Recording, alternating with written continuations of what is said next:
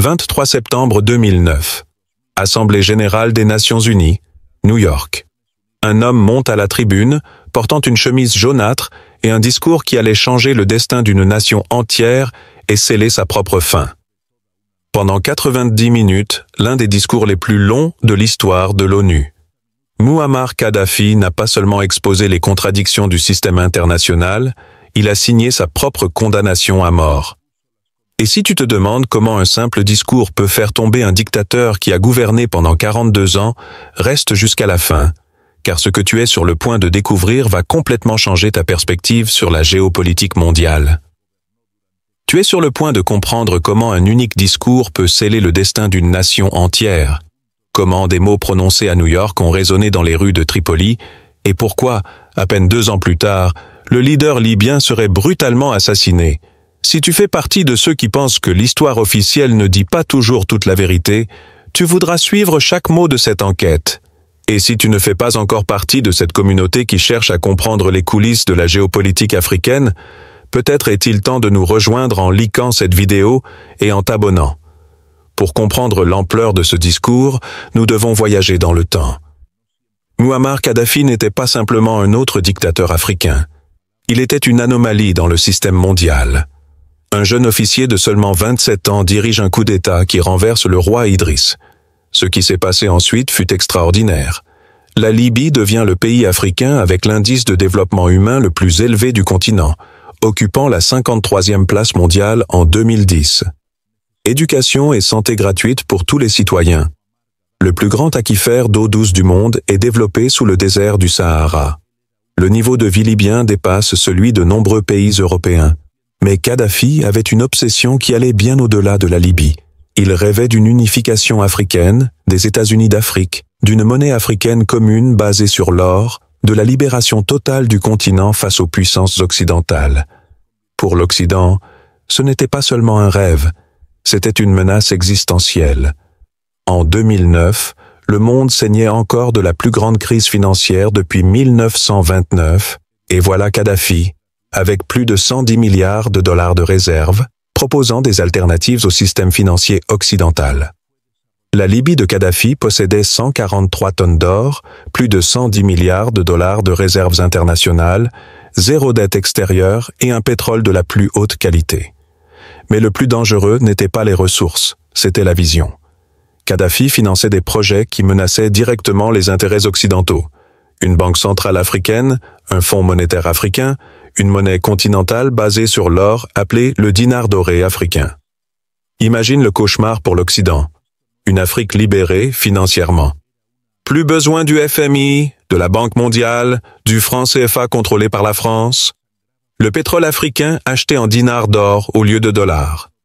Et alors, ce matin de septembre, Kadhafi fit l'impensable. Il n'est pas venu faire de la diplomatie. Il est venu déclarer la guerre au système. Imagine la scène. La salle est pleine. Président, Premier ministre, représentants de presque tous les pays du monde. Les caméras diffusent en direct devant des milliards de personnes. Kadhafi monte à la tribune avec sa tunique africaine caractéristique, défiant le protocole occidental dès le début.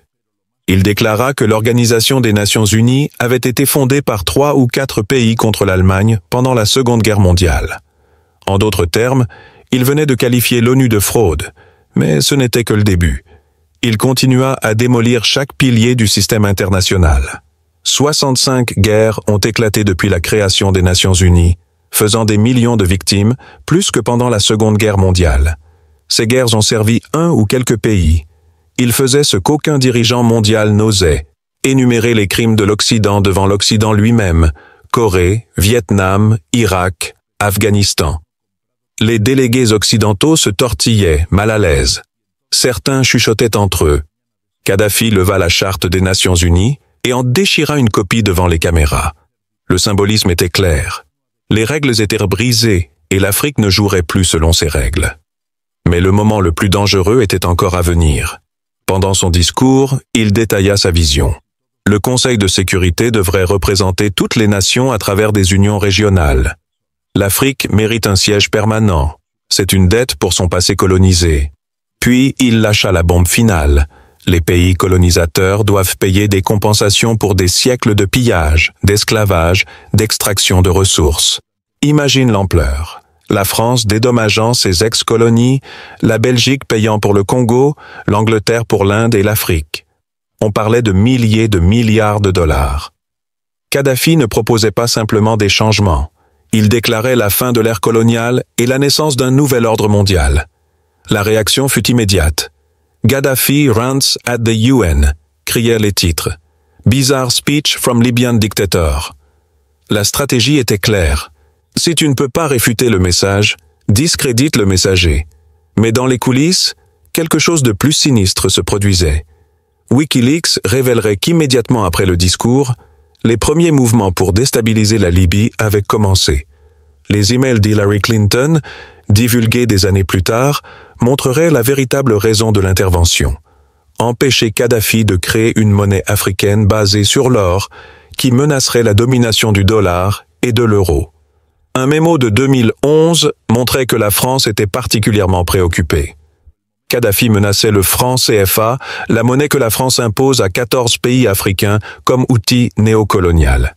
2 ans plus tard, en 2011, le printemps arabe atteignit la Libye.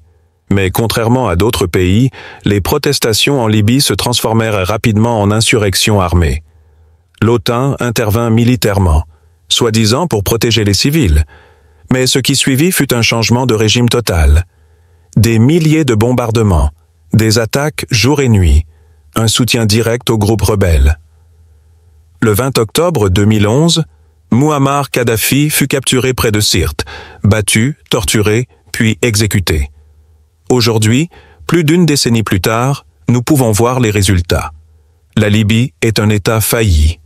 Le pays avec le plus haut IDH d'Afrique est devenu un territoire dominé par des milices, le trafic humain, des marchés d'esclaves et un chaos total. 2 gouvernements rivaux, aucun ne contrôlant réellement le pays. Le niveau de vie s'est effondré. Les infrastructures sont détruites. Les migrants africains sont vendus comme esclaves sur des marchés ouverts. Les 143 tonnes d'or ont disparu. Les plus de 110 milliards de dollars de réserves se sont mystérieusement volatilisés. Les plans pour la Banque centrale africaine sont morts avec Kadhafi.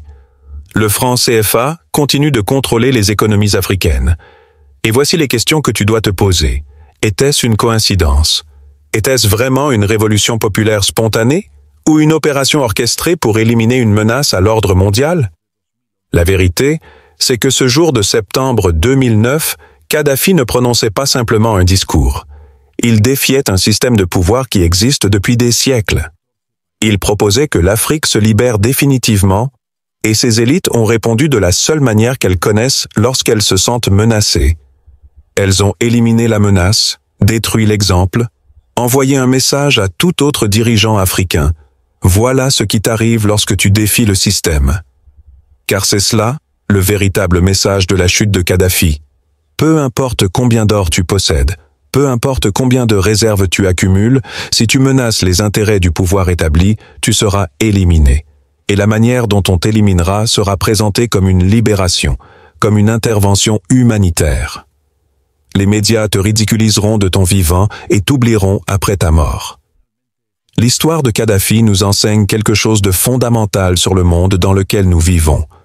Elle nous montre que les règles sur la démocratie, les droits humains et l'ordre international ne sont souvent destinées qu'au public, tandis que dans l'ombre se joue un tout autre jeu.